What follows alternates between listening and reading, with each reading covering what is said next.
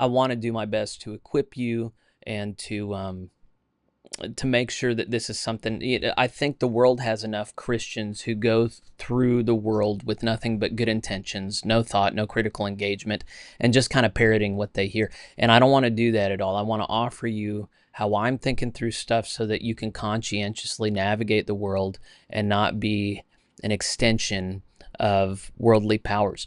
I told y'all yesterday I had somebody coming at me about the measles shot for my kids, and I did the research, and I found that among unvaccinated children, the mortality rate for measles is 0.1%.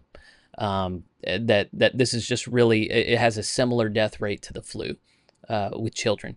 And so I just thought that was weird that it came to me, and then I start looking around online yesterday, and I see concern with measles everywhere, and I just realize there are different powers that are telling people what to care about and what the right line is. And then it comes to me through the people who are enthralled to these powers, who don't do their own research.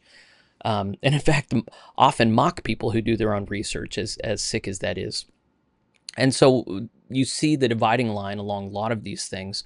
One of the things is the USAID stuff. And this is the United Methodist Church and Society put this out yesterday, and I reposted it.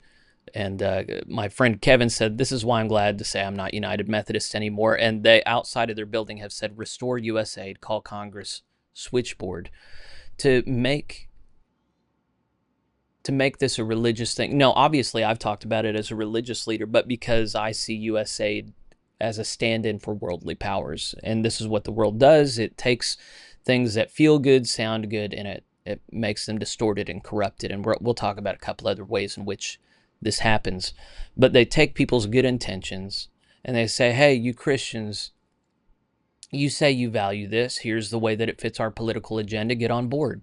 And then you find denominational agencies getting millions of dollars from people in the pews who then feel just fine signing people up for this stuff.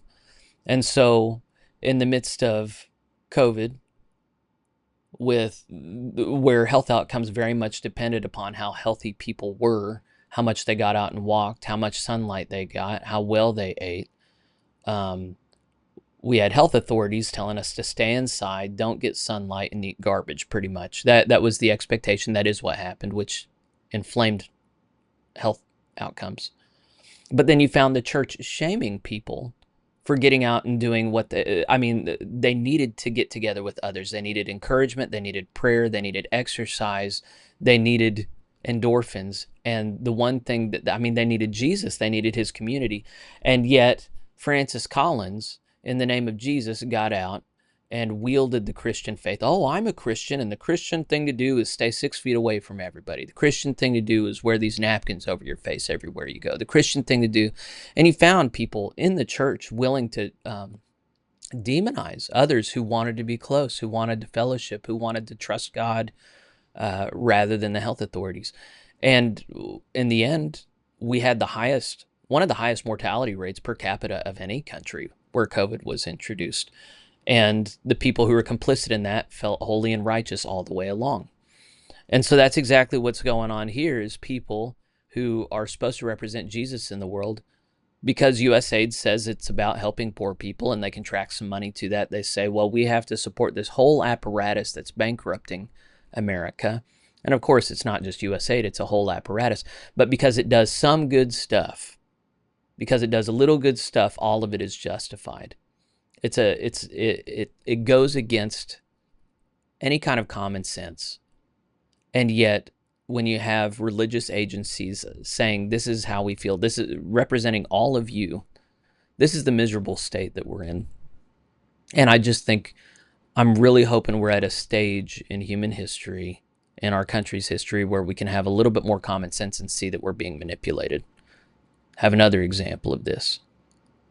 This morning I didn't publish. I posted this article on my Facebook. It was actually published several months ago in October of last year. Inside America's fastest growing criminal enterprise, sex trafficking. This was put out by the Free Press, and it was an expose. It did really well to substantiate that the open border was facilitating cartels trafficking hundreds of thousands of young women into our country that were being used in the sex trade. And young men as well, although, young women are always more common. Once again, you have an issue where people are saying, hey, look at these poor people coming from oppressed parts of the world. We need to let them in. We need to give them a place in our society. And being completely ambivalent, indifferent, intentionally uninformed about how these people are being used.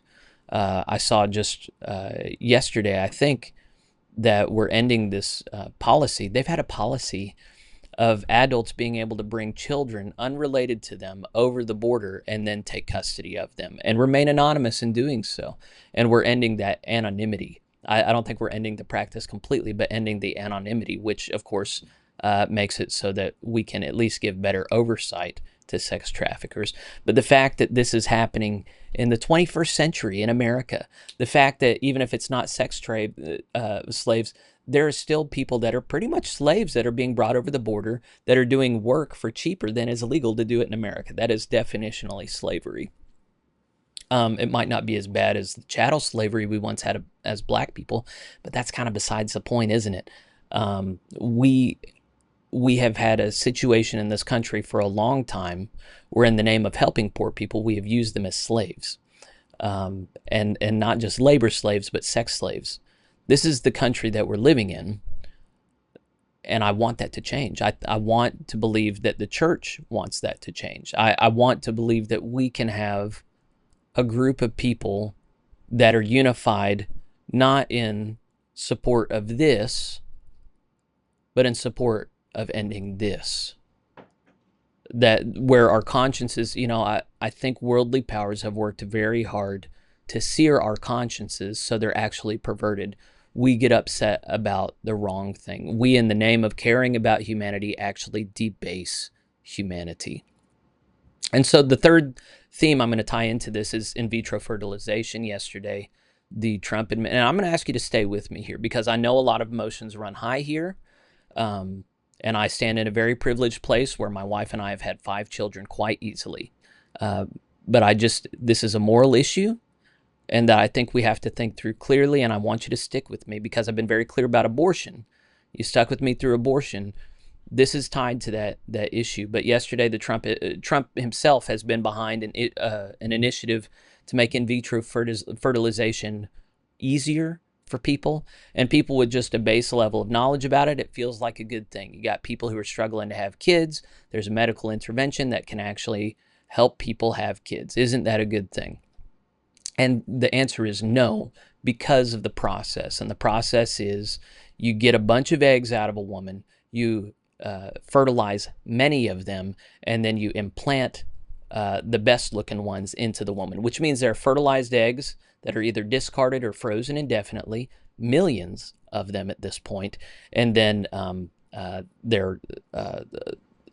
that's life. And it's because it's small and we don't see it that we don't care about it. But a person's a person, no matter how small. If you know Dr. Seuss. Let me show you a tweet. This is written by a woman, at least, Dr. Abby Johnson. People don't want to hear this truth, but here it is. No one has the right to be a parent. It doesn't matter how much you long for it. It doesn't matter how great a parent you would be. Not all people will be parents. That reality does not give us license to violate natural law and begin to create human beings inside of laboratories. It does not give us the authority to use science to unnaturally place children inside women's wombs. There is never a form of artificial reproductive technology that doesn't destroy children. Don't believe the lies. People who have worked in this industry have spoken out before. They speak these lies to silence your conscience. Anything that intentionally destroys innocent life isn't life-affirming and should be rejected. This may hurt to hear, and I understand, but I know too much to be silent. And here's what we're dealing with. Those who haven't struggled with infertility need to be quiet.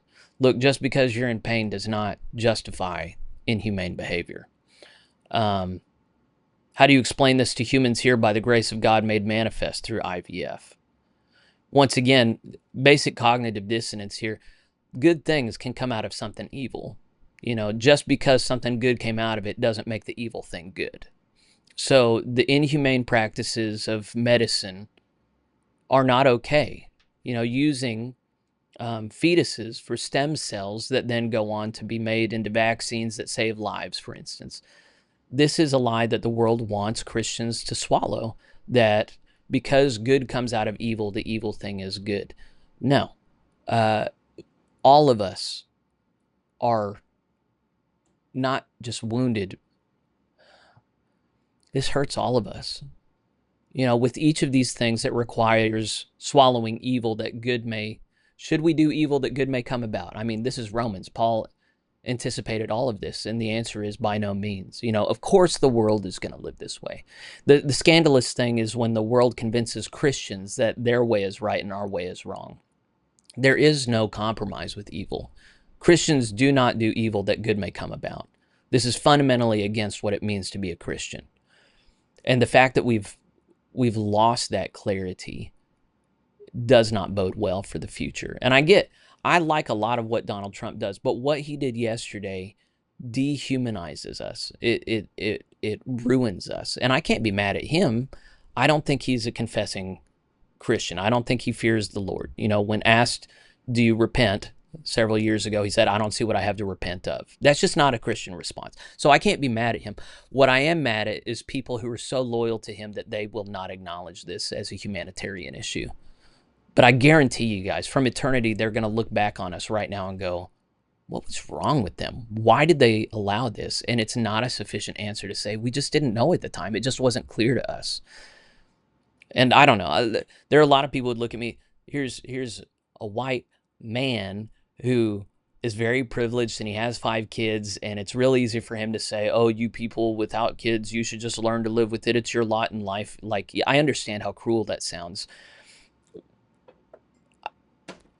If that's how someone's going to choose to hear me, I can't stop it. It's an issue that affects all of us because I believe in a moral fabric, so there are a lot of people who say, if you think abortion is wrong, don't have an abortion, which fundamentally misunderstands the problem. We're all tied together.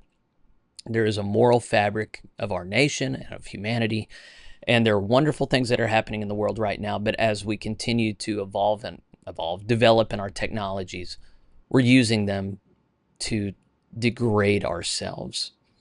And that is to our detriment. We need to continually say these things out loud so that people who are not online, who are not thinking about these things, I remember for IVF, I've known and liked so many people who did IVF over the years, and it's just, oh, okay, they did it. It must be great. That is not how we navigate life. There's somebody I know and like who did this awful thing, so the awful thing must not be that awful. No, we just have damaged consciences, and we need to engage the world not as worldly people with damage. We need to have the image of God restored in us, the mind of Christ in us, and there is no God who doesn't care. I mean, here's the thing. The integrity of a society is reflected in its care for the most vulnerable, how it treats the most vulnerable. The unborn are the most vulnerable of any humans in our society, and they're not faring well. And our hearts need to be pricked. I'm not saying we need to get out in the streets and start beating people up. That's not it. But I am saying that Christ should be able to expect his people to have moral clarity on these issues of human dignity and decency.